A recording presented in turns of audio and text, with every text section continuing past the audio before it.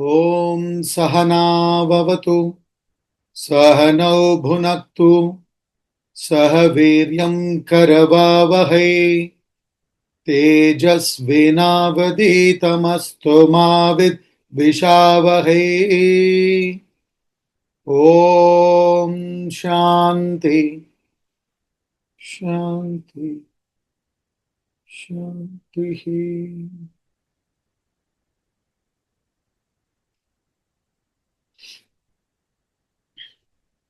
So last week we had started this text, Tattva Bodha. Bodha means the essence. So this text is attributed to Adi Shankaracharya. I'm saying attributed because there are a lot of controversy. Some people say it is written by Adi Shankara. Some people say no, it is not written by Adi Shankaracharya. It doesn't matter. Whosoever wrote it definitely is given to us with a lot of devotion and bhakti, with love for our emancipation, and it definitely has come down from an enlightened soul, Mahatma, Guru. So this text, Tattva Bodha, is an introductory text. In fact, in the Advaita tradition, this is one of the first books we study. It is also called as Book of Definitions. And when you are very clear, like in life, the only goal that needs to be sought is self-realization or enlightenment. I think in the last week's introduction, I did say only when we get enlightened, or to the extent we get enlightened, to that extent we begin to live our life. Till then, there is only mechanical existence. So once I'm clear that I really need to gain this knowledge, I need to qualify myself, and then I need to approach this subject methodically, systematically. In the book Vedanta Treatise, Swamiji has beautifully given it out. He says, you should proceed from the known to the unknown. Unfortunately, when we gain knowledge, a lot of us meander in unknown. So a lot of Sanskrit terms are used and we don't understand maybe, but we think unbelievable knowledge. Or even if we are able to repeat those words, those sentences, we think I've understood the gist of Vedanta. See, you have understood the gist of Vedanta only and only when nothing in this universe, none of the experiences, whether it is at the body level or mind level or at the intellect level, at any level, even at the religious and spiritual level, should not touch you, should not taint you, should not in any way upset you, should not in any way affect you, agitate you. So, only when we reach that state where we are able to be in the world and yet the world cannot affect us. We in fact influence the world and world cannot influence us. That's what he discusses in the Bhagavad Gita also, Sri Krishna. He says, who is the Siddha Prajna? Yaha sarvatra anabhisneha tattat prapya shubha shubham na abhinandati nadveshti tasya prajna pratishtita. Beautifully he says, one who is everywhere, nowhere in particular. He's not attached to any particular place or people or a group, but he's everywhere, dynamically living, working in the world. And yet nothing affects that person. He is not attached to anything. Yaha sarvatra anabhisneha, without attachment. He is everywhere without attachment. Tattat prapya shubha shubham. Good and evil both occurs to such a person also. Na abhinandati nadveshti tasya prajna pratishtita. This doesn't excite, the good doesn't excite that person, nor does the evil agitate that person. Na Abhinandati nadveshti tasya prajna pratishtita. Such a person's wisdom is said to be established. So, to reach that state of absolute witness and objectivity is the goal. Harish is asking which verse? It is verse number 57, chapter 2 of Bhagavad Gita. So, he says, this is the highest level that a human being can reach. That's the goal. And whoever seeks that goal can only gain it when they are qualified and they approach it systematically through a guru. Because see, when we are going into the unknown area, we need to have that incredible adventurous nature, surrender, and also a guide who can help us to proceed towards that direction. So through Guru Mukhena, we have to proceed.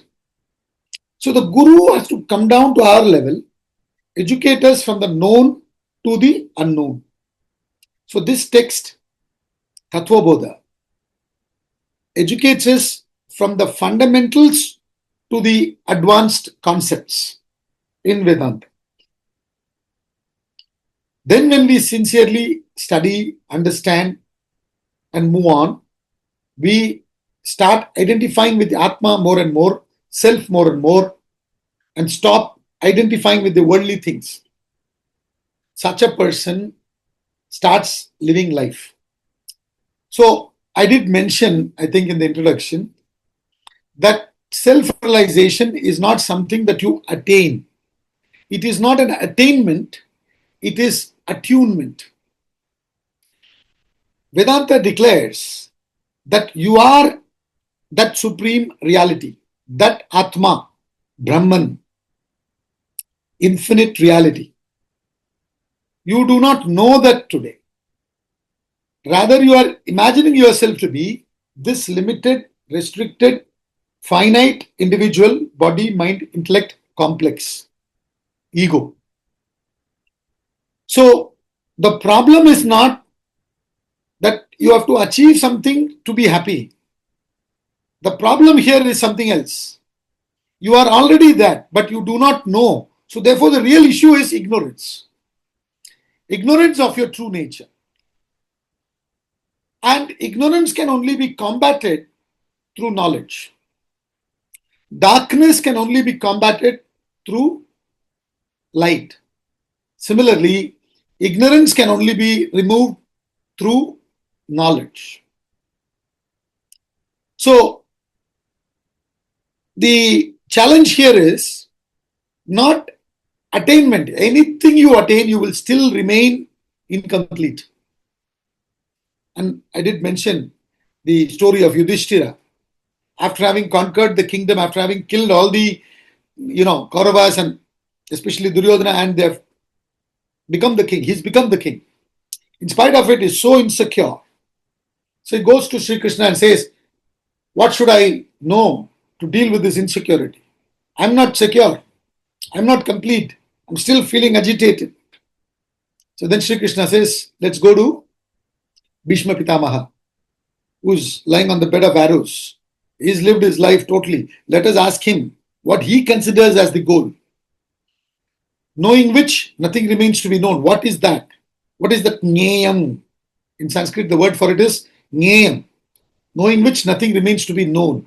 So then Yudhishthira asks Bhishma Pitamaha, Kimekam daivatam loke, kim vapyekam parayanam, stvantakam kamarchanta prapnu yurmana vashubam. It goes on. This is all in the Vishnu Sahasranama. So then Bhishma Pitamaha gives 1,000 names of Lord Vishnu. It is not just names. Each and every name is Vedanta. Even one name, if you take and reflect, is enough. Like that, we have Sahasranamas for Devi also. Lalita Sahasranama. Very powerful Sahasranama. Lalita Sahasranama. In Vishnu Sahasranama, I think I don't remember exactly the number of names. Few names are repeated. Whereas in Lalita Sahasranama, nothing is repeated. So, knowing which, nothing remains to be known. To know that, you have to go methodically, and that is what this text, Tattva Bodha, does. It explains to us the concept in all the concepts in Vedanta step by step, from the fundamental concepts to the advanced concepts. And when any guru gives us the knowledge, they start with invocation, a prayer basically.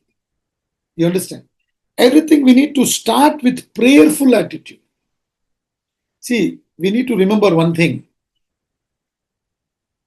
Success in any endeavor cannot come without human effort. Jiva prayatnam is essential. We need to put in the effort. But our effort alone cannot determine the success.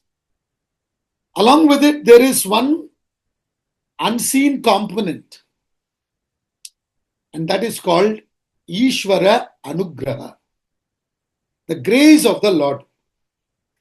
Now, the grace of the Lord is universal. It is not preferential.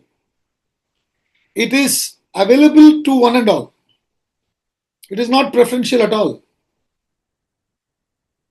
We always give this example to explain this concept of grace of Lord, and that example is of sunlight.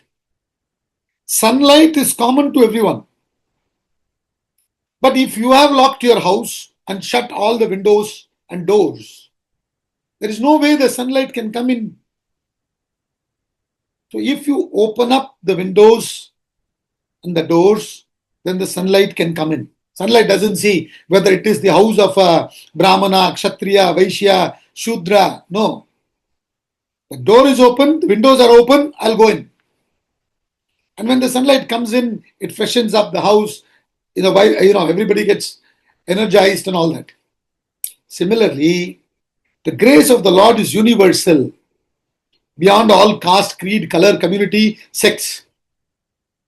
But we need to keep our windows and doors open. We need to be open-minded. We need to be humble to be able to receive that. If our doors are shut and we are not humble, we can't receive it. So when we are humble and we receive the grace plus efforts results in success, auspicious results. So always we begin anything auspiciously, thinking of that Lord, thinking of that divinity. Because it is the divinity which is charging us 24/7. Even if we are criticizing the divinity, even if we are saying there is no God, our organ of action, the organ of speech, is able to say there is no God, enlivened by that divinity only. This is beautifully brought about in Kenopanishad. So, that divinity we pray to. Not pray asking for something. It is for the upliftment of the individual and for the upliftment of the total, to bring about peace within and harmony without. An individual ventures into the study of Vedanta. So when we begin that study, we need to invoke the right spirit. So therefore, the invocations are given. All the texts will have their own invocation. So Adi Shankaracharya, before writing, he has also given an invocation to this particular text.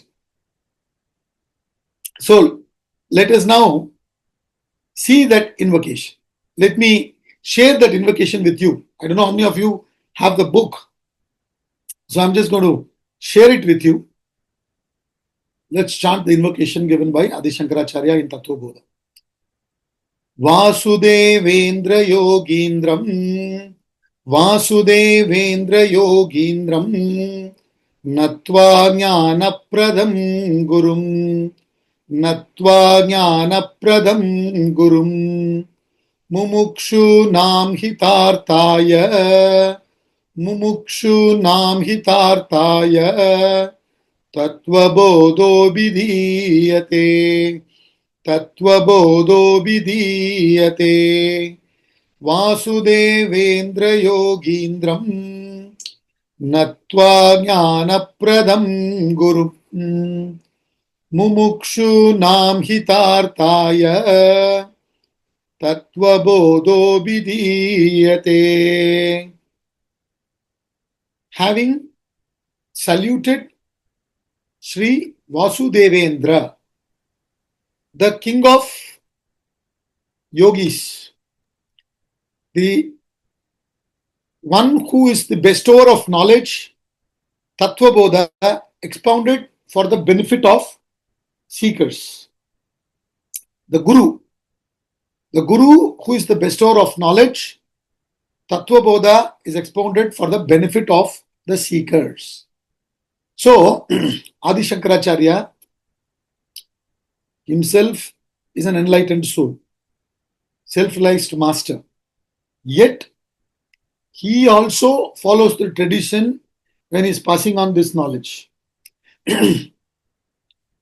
He also salutes the ultimate reality, his Guru, and then starts to teach us that this is how you should proceed in life. Individual effort plus Ishvara Anugraha.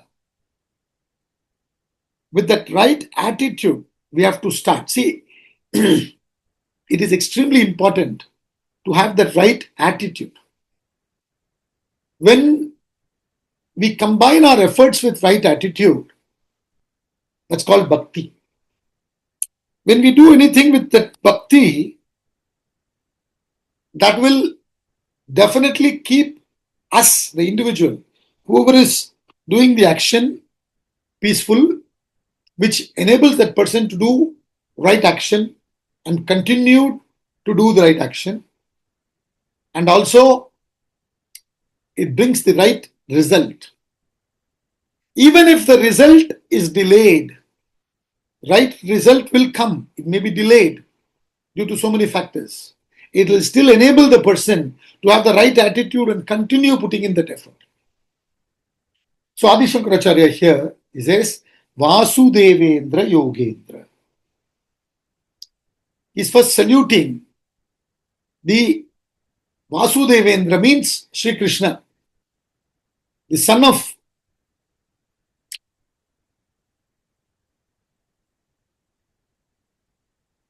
Devaki and Vasudeva.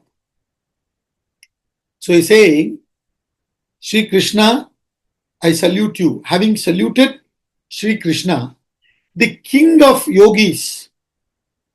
Yoga comes from the root yuj, which means to unite. Uniting with that self, origin. Water, river, has come originally from ocean. Water in the ocean evaporates due to sun's heat and then comes down as rain and then flows as river and gets back to the ocean. So the river is finally going to merge back into the ocean from which it originated.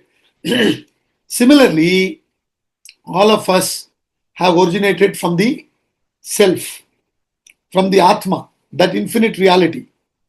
We all have to get back to that self. So one who has already merged with the self, one who is united with the self, as a result, one who is the self, is called the king of yogis. All the yogis are striving for that only. The one who has reached that unity with the divinity, one who's become that divinity. In Atma Bodha, Adi Shankaracharya gives a beautiful example. He says, if you put iron ball, a ball made of iron, into a furnace, which is, let's say, 1500 degrees Celsius, heat is there in that. and you put that iron ball in that furnace, what happens to that iron ball? It slowly becomes fire, isn't it? Ultimately, it becomes one with fire. So, that exactly is what happens to the yogi. The yogi is putting in all the efforts to completely merge with the self. This is a very interesting effort. See, in all other areas, we put in efforts to achieve something which kind of gives security to the ego, whether it is material, physical, emotional, intellectual, whatever. But here, the ultimate idea is to offer the ego itself.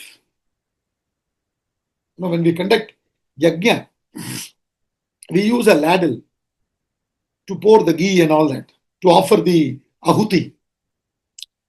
And finally, in Purna Ahuti, we offer that ladle also. You understand? So, ultimate state in yoga is what? The very yogi has to be dissolved and only yoga remains. That whoever has achieved is called king of yogis. So, that Vasudevendra, the king of yogis, Shri Krishna, the ultimate divinity representing the consciousness which is pulsating in each and every being. In every one of us, that consciousness is present, even when we are not realizing it, even when we don't recognize it. It is that consciousness that is enlivening all of us. And that consciousness which is within and without, which is everywhere, to that consciousness, my salutation, says Shri Krishna. Because without that consciousness, no effort is possible. Even, I said Shri Krishna, it is Adi Shankaracharya. Without that consciousness, no effort is possible. So first we should recognize this. See, in the Bhagavad Gita, chapter 10. Chapter 10 is called as Vibhuti Yoga. The yoga of supreme glory, supreme manifestation. There,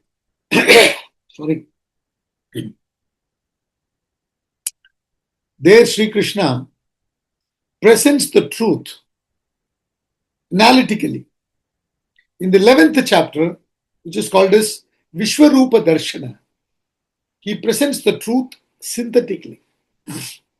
What it means is, in the 10th chapter, he takes up different aspects of this universe, from the gross to the subtlest, and he points to the divinity in each of them.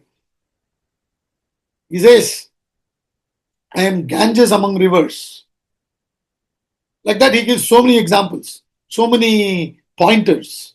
In each of them, he says, I am this. After saying all that, I am Atma in you. You know, so what he's trying to do in the 10th chapter is, in everything, there is this divinity. And he takes the best of things. Now, if we are not able to see the divinity in the best of things, how are we going to see the divinity in even the useless things? Divinity is there in even the useless things, the so-called useless things. But we can't see. See, if you can't see the shine in a shining brass vessel, how will you see the shine in the oxidized brass vessel? When the brass vessel is exposed to the atmosphere, it gets oxidized. You use some powder, rub it off, and you remove the dirt. The shine, which is its original nature, thereafter is visible. But even when it was not visible, it is there. So he points out to a brass vessel which is shining and says, this is its original nature. Then you can understand that even in the brass vessel, which is covered with dirt, it is original nature is shine. So therefore, everything he points out and says, this, in this, I'm like this, in this, I'm this, in this, I'm this, etc. So what he wants to say is, the glory in everything, if at all there is something glorious in any one of us, that glory belongs to the divinity. Unfortunately, what happens? We get ego. We become egoistic. It's even more difficult to be balanced and be grounded when, somebody is praising us. Not to fall for flattery is not easy. King Lear had this weakness. He fell for flattery and he suffered. And it's not just King Lear. Many of us, most of us, we all have this weakness for flattery. We all fall for it and we get destroyed. So, he says, to that Vasudevendra Yogindra, I prostrate, I salute. With the backing of that consciousness, I'm beginning to give this Tattva Bodha. And when he salutes the consciousness, he also salutes the Guru. Jnana Pradam Gurum.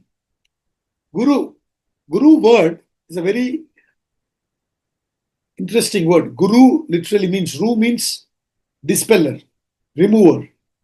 Gu means ignorance. Guru is one who dispels ignorance, one who removes ignorance. So Guru is not just that physical personality. Guru is one who is merged with the divinity. And that Guru I salute. See, if I'm sitting and talking today, and if it is making sense to you, it is all taught by my Guru. Isn't it? Even though our Guru Swami Parthasarathiji is not here physically in the classroom, he is definitely here because it is his knowledge which he passed on with so much compassion, with so much, sincerity. That is, after so many years of reflection, is now coming through me. Like that, wherever any knowledge is being passed on, it is the knowledge that is passed on through the Gurus. It is the Guru Parampara that is passing on this knowledge. It's not the individual. Individual is only a conduit. You understand? So to that Guru, he salutes. Adi Shankaracharya's Guru's name is Govindapada. And Sri Krishna's name is also, another name is Govinda. So, by saluting Vasudevendra, the king of yogis, and the Guru, he is saluting his Guru, Sri Govindapada, the entire Guru Parampara. With the blessings of the Guru Parampara, he starts the Tattva Bodha, he says.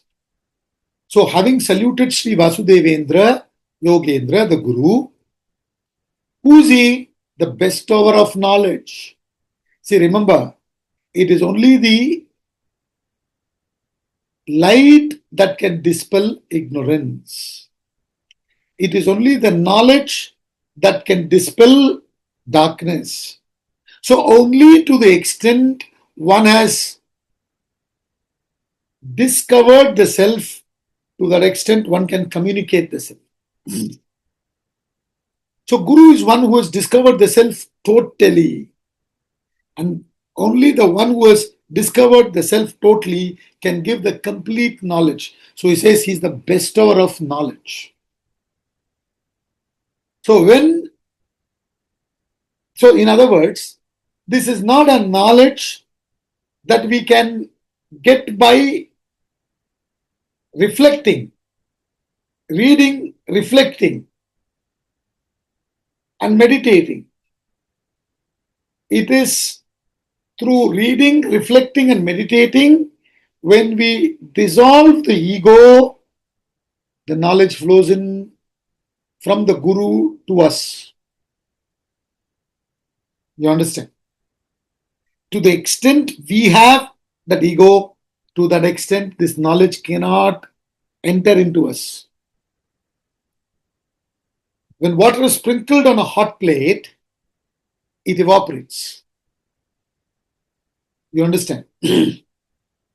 So similarly, you need to be open to receive. So he's saying, who is the bestower of knowledge? Tattva Bodha, this text is expounded for the benefit of the seekers. So he's very clearly mentioning here, he's very clearly mentioning that this text, Tattva Bodha, is given out to those particular seekers who are interested in gaining the knowledge of the self. Others who are interested in anything else need not come. That's what he's saying.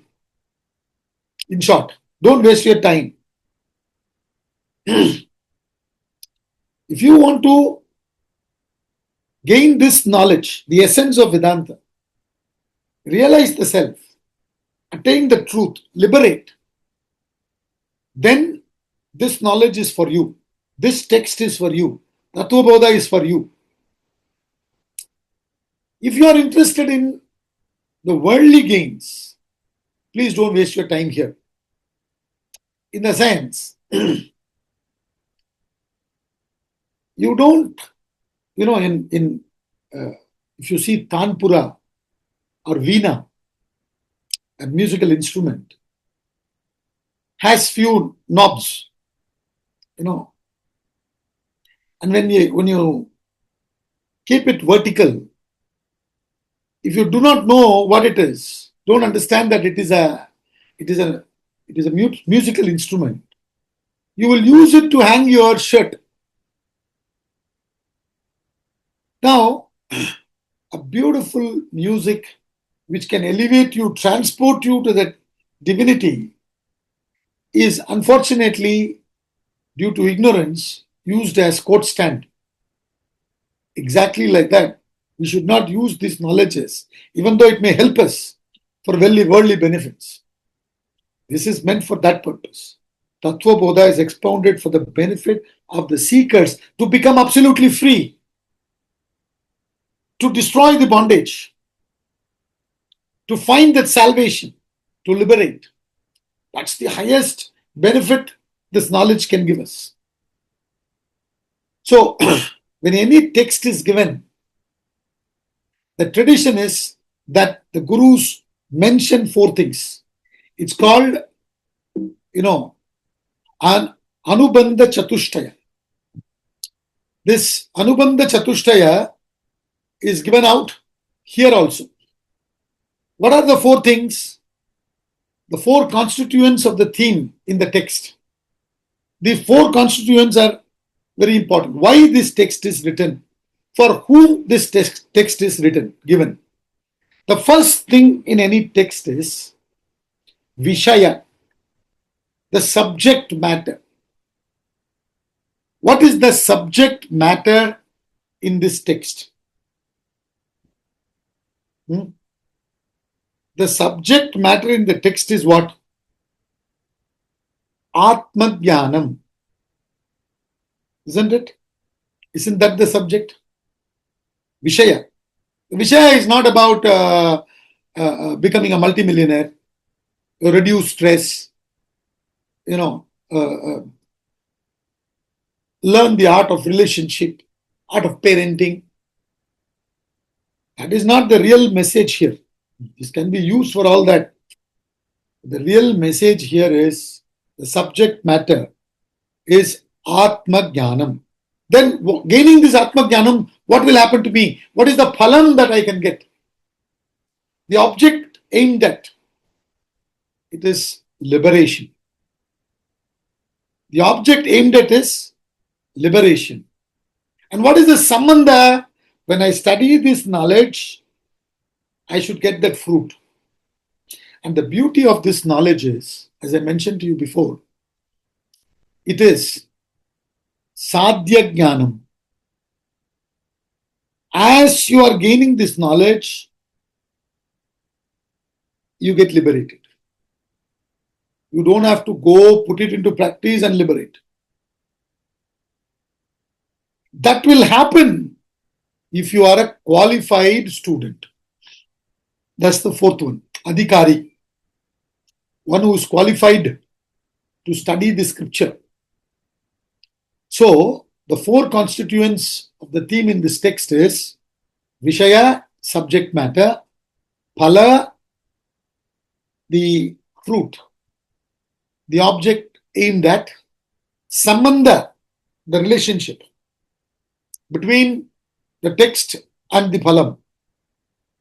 And for whom will this phalam mature? Only if you are an adhikari. See, everybody was interested in marrying Mother Sita. When that Swayamvaram happened in Ramayana, so many people had come. But only when Lord Ram touched that bow, Shiv Dhanush, he was able to lift it. Because he had done tapas for it. He's the only one who's qualified. People ask, why can't I study Tattva Bodha? Please study, nobody's saying anything. But if you are not qualified, it won't bring that result. So it is, first the important thing is to become an adhikari. Adhikaritvam is very important. No, all of us are interested in reading the text, thinking that, I can say now I've studied Tattva Bodha, then after Tattva Bodha, sir, please, at least start one shloka today. You are still lingering in invocation. When will you start the first shloka? Then when will you go to the last shloka? When will we complete Tattva Bodha? Uske baad, so many more scriptures are there. I'm already 70. High blood pressure, blood sugar, all kinds of issues I have. And you are going too slowly. When are you going to finish? If this is how you are thinking, your mind is so disturbed, wanting to know more and more, you are not qualified. Swamiji, one of the things which he said inspired me to take up this Vedanta full time was this beautiful statement he makes very often. It is not the length of study that matters, it is the depth. It is not the length of study that matters, but it is the depth. So, adhikaritvam. So, when you are an adhikari, with adhikaritvam, if you approach this subject, Tattva Bodha, then it will give you that palam, which is liberation. You become free. When you become free, you begin to live. Each one of us, we are thinking now that we are living. We are not living. We are all preoccupied with death. All our efforts are going in postponing death. As much as possible, I must amass wealth. I must build relationships. I must have contacts. The modern, this thing for wealth is contacts. So I must have more contacts. I must have more investments. This, that. All this is what I think all the time. Why? It can help me, prevent me from dying, so I can extend my stay here. You understand? So, we are all preoccupied with death while we are living. So, we are not really living. The one who is liberated from his head, death goes. Because there is no such thing as death for such a person who is never born. Only for the one who is born, there is death. Jatasya hi dhruvo mrityuhu, dhruvam janna mritasya cha. Sri Krishna says in the Bhagavad Gita. Death is only for the one who is born. The one who is understood, realized that I am never born. Where is death for such a person? In our academy, ashram, we have this tradition when it is somebody's birthday, we chant that particular shloka from Atma Bodha. I think it is shloka number 34 of Atma Bodha. Nirguno nishkriyo nityo nirvikalpo niranjanaha nirvikaro nirakaro nityamuktosmi nirmalaha. These are all the pointers of Atma. So on the birthday, we are supposed to reiterate the fact that we are Atma and not this body, mind and intellect. Not remind ourselves that we are now 20 years old, 25 years old, 30 years old, 70 years old. We are reminding ourselves as someone who has aged and aged. Whereas this tradition, this culture is not to remind ourselves of this birth and age. It is to remind ourselves that I am beyond age, beyond time. I am ageless body, timeless mind, and beyond age and beyond time. That when I realize, I become really free. Nothing scares me thereafter. You understand? Nothing scares me. Even to the extent I understand this, even if it doesn't matter if I have not completed this text, Tattva Bodha. Beautifully again in the Bhagavad Gita he says, Nahi kalyanakrit kaschit durgatim tata gacchati. Any kalyanakrit, any good activity, auspicious activity that you have started will not go waste. So there is no fear, there is nothing that can stop me. I keep flowing freely. That object, that phalam, which this subject matter can give only and only when I am an adhikari. You understand? It's very important. Josh Billing says the trouble with most folks is not so much their ignorance, but their knowing so many things which ain't so. The problem, he says, is not ignorance. The problem is knowledge. I know. I know comes as an obstacle for you to really know. So that's what he says. The trouble with most folks is not so much their ignorance, but their knowing. This knowing he puts within inverted commas. The trouble with most folks is not their ignorance, but their knowing which ain't so. Problem is knowing. See, if you don't know, you can always know it. And if you really know, no problem. But if you don't know and you think you know, may God save you. The biggest problem is this misunderstanding. Not knowing, and whatever we know is not real knowledge. And therefore, knowing the true knowledge, we gain that phalam by developing that right attitude, becoming an adhikari.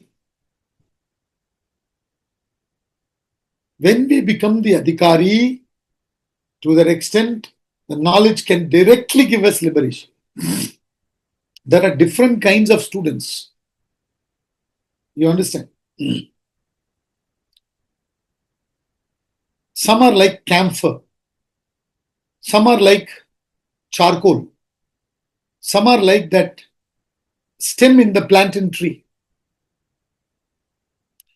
How much ever you light it with fire, the plantain tree stem doesn't catch the fire. When you try to light the charcoal, it can catch fire, but you need to constantly fan it. Whereas a camphor, as you strike the matchstick and take the fire closer to the camphor, it catches fire. So you have to be like that camphor. So we need to do the sadhana. He's going to talk about all that slowly. He builds the thought. That is more important. We, of course, attending class, daily study, all are important. But essential is sadhana. Please understand. A lot of us don't give importance to that sadhana. Somehow, I'll make myself present in the class and listen. But what about the rest of the time? Oh, every day I study in the morning. What about the other time? Are you doing sadhana or not? Because only and only to the extent you are the camphor, you can catch the fire of knowledge. So you need to do that sadhana. It's very important. That is why this adhikaritvam is important. Don't worry about knowledge. Become qualified. When you're qualified, knowledge will seek you. Tadvidhi pranipatena pariprashnena seve. Upatekshanti te jnanam jnaninas tattva darshinaha. Verse 34, chapter 4 of Srimad Bhagavad Gita. He says, Tadvidhi pranipatena pariprashnena seve. You be a student, you be a Sishya. Who is a Sishya? He says, Pranipatena pariprashnena sevaya. One who does seva at the physical body level, service. And one who prostrates, meaning surrenders the mind at the emotional level. And one who questions, prashnena, at the intellect level. At the intellect level, we should question everything. We should not accept anything blindly. At the mind level, there has to be this surrender. I don't know. See, surrender is not a blind surrender. Blind belief, A lot of people think that way. Surrender means what? Surrendering the ego, not the buddhi, not the intellect. My intellect recognizes that I am ignorant in this area. I may be a PhD in some other subject. I may be an authority in many other subjects in the world. But with Atma Jnanam, I don't know. My intellect realizes this. And when my intellect realizes this, then my mind goes to the Guru. See, there is another interesting text called Ashtavakra Gita. Ashtavakra Gita is the knowledge conversation between sage Ashtavakra and King Janaka. Ashtavakra Guru at the time was only 12 years old. And King Janaka was very old. I don't remember exactly the age. And he is a king. King Janaka goes to Ashtavakra, prostrates to him and asks, what knowing which nothing remains to be known. And he was a adhikari. He was like camphor. So in the first chapter, King Janaka approaches the Guru Ashtavakra, surrenders, and the Guru gives the knowledge. And from the second chapter, King Janaka is a liberated soul. And thereafter, in all the rest of the chapters, it is a conversation between Guru Ashtavakra, liberated soul, and King Janaka, the student, liberated soul. That is Ashtavakra Gita. Because he was adhikari. With the tremendous adhikaritvam, when he approached the Guru and whatever that Guru gave, that knowledge, instantly transported him to that state of liberation. So, this is what he says in the 34th shloka of chapter 4. Pranipatena, that prostration, the devotion, that surrendering in the area of ignorance. There are people who go to the doctor and say what medicine he should prescribe to them. We don't know the problem.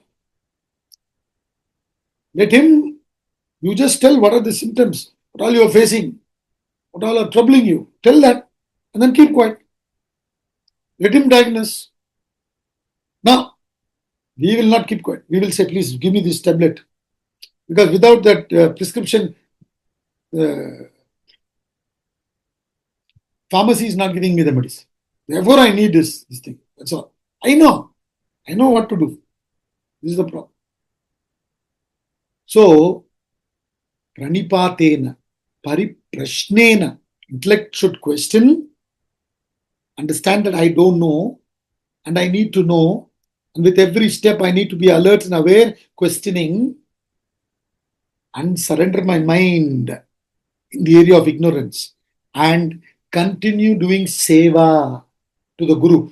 Guru doesn't require your service or my service. Nobody's service Guru requires. By doing service, we purify ourselves.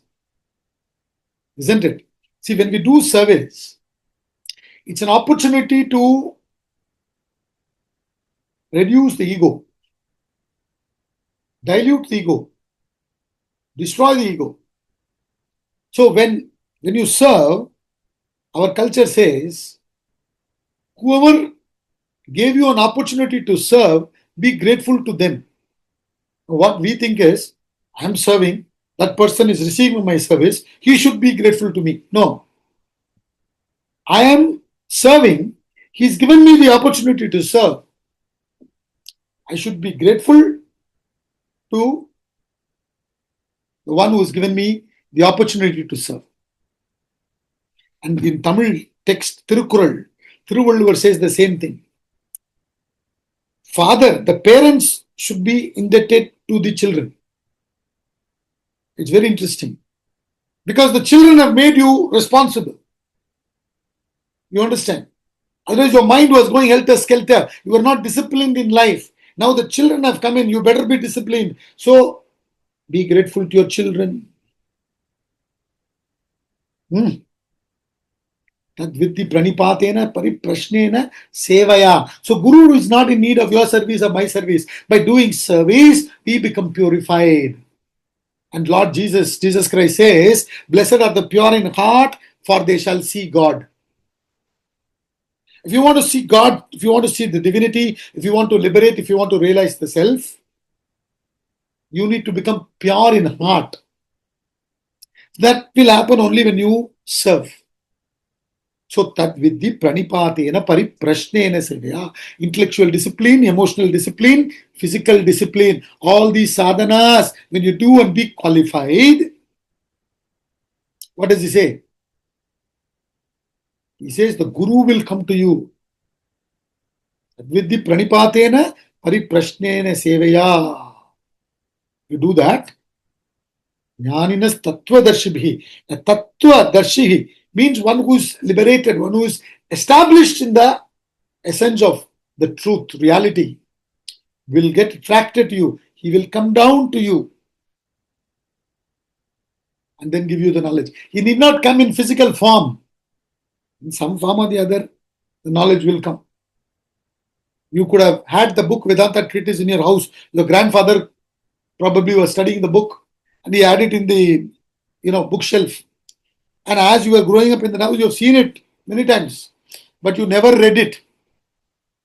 Suddenly one day when you were qualified, you read that book. It doesn't matter any book. I'm just giving example. Any book, Bhagavad Gita, Upanishad, whatever. Tattva Bodha. How did that happen? Only when you're qualified. So it's very interesting. In Tamil, in one of the texts, he says, the Guru says, Avanarulale avantal panindu. Outstanding line it is. It says, Avanarulale avantal panindu. Tal means feet. Avan means the supreme reality. Arul means grace. By the grace of the supreme reality, we surrender to his feet and gain this knowledge. Even to develop that humility, that surrender, we need the grace of the divinity. You understand? So that quality, that qualification, that adhikaritvam, when you are an adhikari, with adhikaritvam, you approach the subject Vishaya, then that Vishaya has so much potential that will open up. From within you, the divinity will reveal itself. You will achieve that phala. That is the sambandha. The sambandha means what? As you are studying, as you are reflecting, as you are meditating upon that subject, liberation happens because you are an adhikari. So these are the four constituents of the theme in Tattva Bodha. So this is what he explains. If you see in the what do you call the invocation, Tattva Bodha is expounded for the benefit of the seekers. So only to the extent you are a shishya, only to the extent you are a student, Tattva Bodha will give you liberation. And it is meant for those seekers who are interested in liberating, who are interested in realizing the truth. For such people, this is given. Also, when a guru gives out a text, first of all, it is not something that the guru gives out because he has this desire to give out the knowledge. It is because there is need in the society,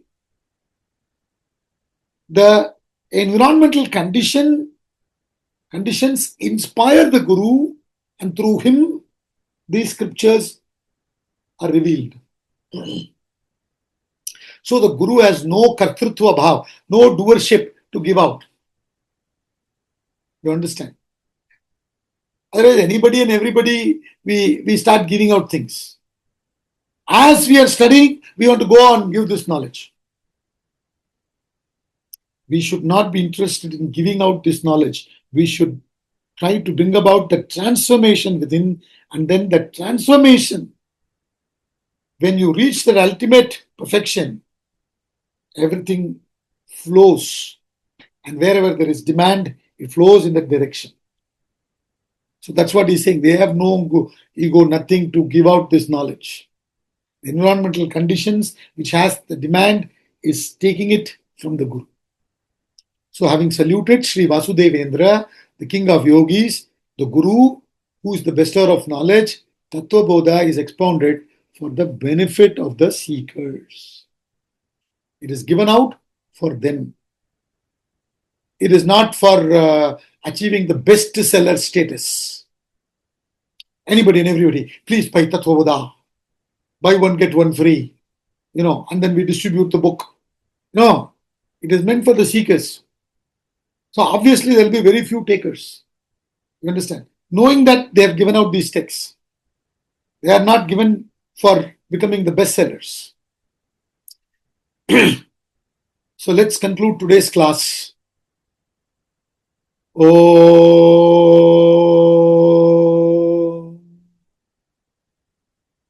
Om Purnamada Purnamidam Purnat Purnamudachyate Purnasya Purnamadaya Purnameva Vashishyate.